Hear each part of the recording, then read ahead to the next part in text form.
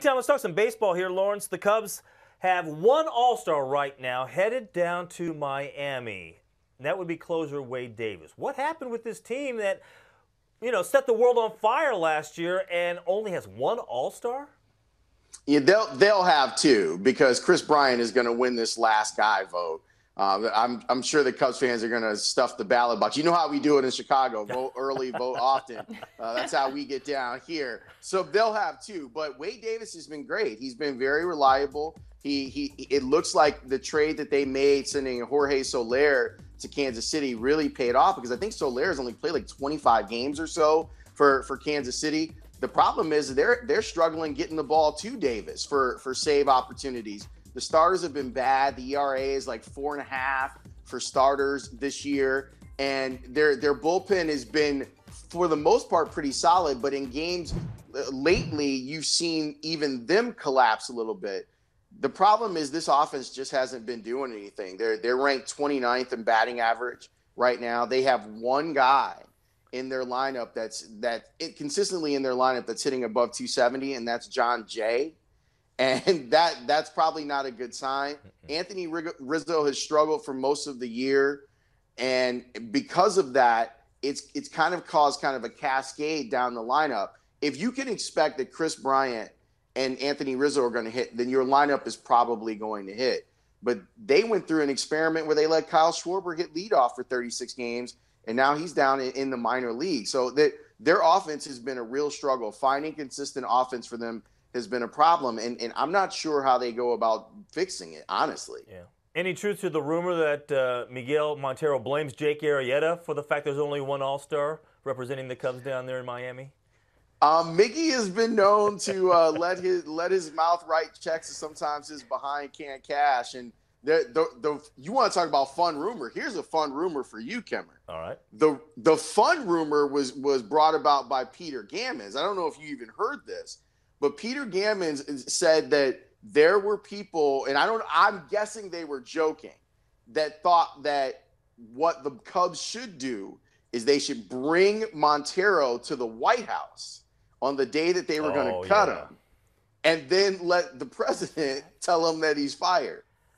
I mean, this is Peter Gammons who brought this up. I saw that. You know what I mean? Like this is not just some dude. Like, this is a real guy that brought this up. But yeah, I mean, Montero was upset even after they won the World Series. I remember he was doing an interview while they were like on the trucks, and he was talking about how he didn't get enough playing time. So he's been a disgruntled employee for quite a while, and they've decided that they need to move away from that. Don't be surprised if you see them make a move. The latest kind of hot buzz is that they would make a move for Verlander and Avila. Right. Add Verlander to the rotation and bring Avila in to be their third catcher, or in this case, second catcher. How much help would that be, though? You're talking about an aging rotation as it is. You're going to add another old guy? Well, this is what they've been doing. The Cubs don't really develop starting pitching. They feel like the inequity in the market is position players, that they want to draft and develop all the position players. It takes too long, and those young pitchers aren't necessarily reliable. So while your team is filled with great position players, you want to go out and get veterans that you feel like can help you. It's going to be interesting. I interviewed Theo Epstein last week, and we talked about where the Cubs are as far as the division goes. And right now, they're still in striking distance of Milwaukee. Your Cardinals are right there, too. And to me, if you have a chance to win a division, I think that you actually kind of owe it to your team and your fan base to explore options. Now, I'm not saying you sell the farm. And if you're in a position where you're trying to get a wild card, trying to sneak in as a wild card contender where you end up in that coin flip game, maybe you don't go as hard. But with the Brewers still in sight for right now, and I guess maybe the question everyone needs to start asking is, are the Brewers good? Because now we've got a half a season. It's a little less fluky than, they got off to a really good first month or whatever. But Theo agreed that if they're close to winning the division, that they're going to try and win it, and maybe they can be like what that Cardinals team win 85 games that won the World Series. Back in was that 2012 and 06. So that they feel like they could do that.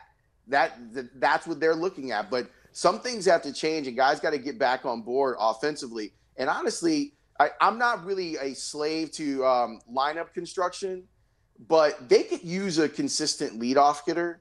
And maybe John Jay is your leadoff hitter against righties, and you figure out maybe it's Ben Zobrist against lefties. I don't know, but they need to have some sort of consistency because the Schwarber experiment failed miserably.